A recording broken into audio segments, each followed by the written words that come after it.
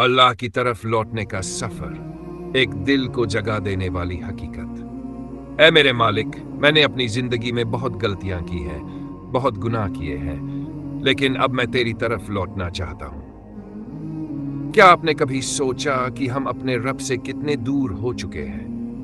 हमारी जिंदगी में गफलत इस कदर हावी हो गई है कि हमने अपनी असली मंजिल को ही भुला दिया। लेकिन एक दिन ऐसा आता है जब दिल खुद से सवाल करने लगता है, आखिर मैंने इस जिंदगी में किया ही क्या है? कभी सोचा कि जब कब्र में जाएंगे तो दुनिया की ये दौलत, ये शोहरत, ये झूठी इज्जत किस काम आएगी?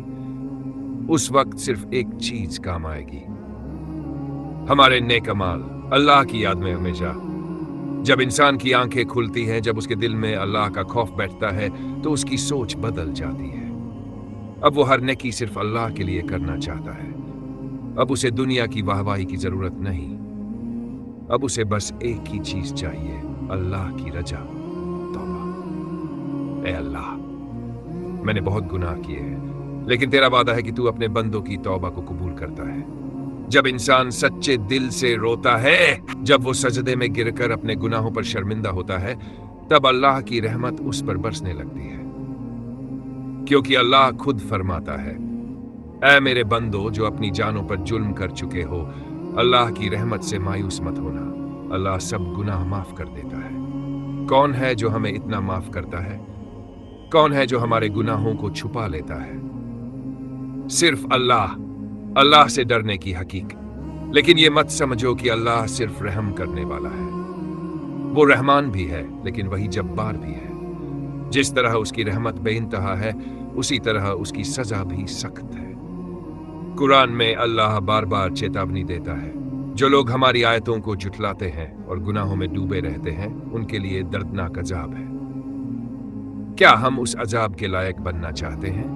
क्या हम सोचते हैं कि अल्लाह हमें नहीं देख रहा? बेशक अल्लाह सब कुछ देखता और जानता है। अमाल में इखलास। अब सवाल यह है, हम जो भी नेक काम करते हैं, क्या वो सिर्फ अल्लाह के लिए करते हैं या फिर लोगों को दिखाने के लिए? अगर किसी ने नमाज पढ़ी सिर्फ इसलिए कि लोग उसे नेकी करने वाला कहें, तो वो नमाज किसी काम की नहीं। अगर किसी ने दान दिया सिर्फ इसलिए कि लोग उसे दरियादिल कहें, तो वो सवाब भी गया। क्योंकि अल्लाह सिर्फ वही अमल कबूल करता है जो सिर्फ और सिर्फ उसकी खातिर किया जाए। घमंड से बचना। कभी ऐसा मत सोचना कि अगर तुम नेकी करने लगे तो तुम दूसरों से बेहतर हो गए। कभी अपने आप को दूसरों से ऊंचा मत समझना। इब्लीस को उसकी इबादत ने नहीं गिराया, बल्कि उसे उसके घमंड ने बर्बाद कर दिया। अगर हम भी अपनी इबादतों पर घमंड करने लगे, तो याद रखना, अल्लाह को हमारी इबादत की जरूरत नहीं, हमें उसकी रहमत की जरूरत है। अल्लाह का शुक्र अदा करना और सब्र रखना। या अल्लाह, तूने हमें नेकी करने की तौफीक दी, तूने हमें गुनाहों से बचाया, हम तेरा शुक्र कैसे अदा करें? शुक्र करना अल्लाह के नेक बंदों की पहचान। कुरान में अल्लाह फरमाता है, अगर तुम शुक्र अदा करोगे तो मैं तुम्हें और दूंगा, लेकिन अगर तुम नाशुक्रे बनोगे तो मेरा अजाब सख्त होगा। और शुक्र के साथ साथ हमें सब्र भी करना होगा, क्योंकि ये दुनिया इम्तिहान की जगह है। कभी हालात अच्छे होंगे, कभी बुरे होंगे, लेकिन जो अल्लाह पर भरोसा रखता है, जो सब्र करता है, उसी के लिए अल्लाह की खास रहमत है, अल्लाह की तरफ लौटने का इरादा। अब फैसला हमें करना है, क्या हम अपनी जिंदगी को यूं ही गफलत में बिताते रहेंगे, या फिर आज से, अभी से हम अल्लाह की तरफ लौट जाएंगे?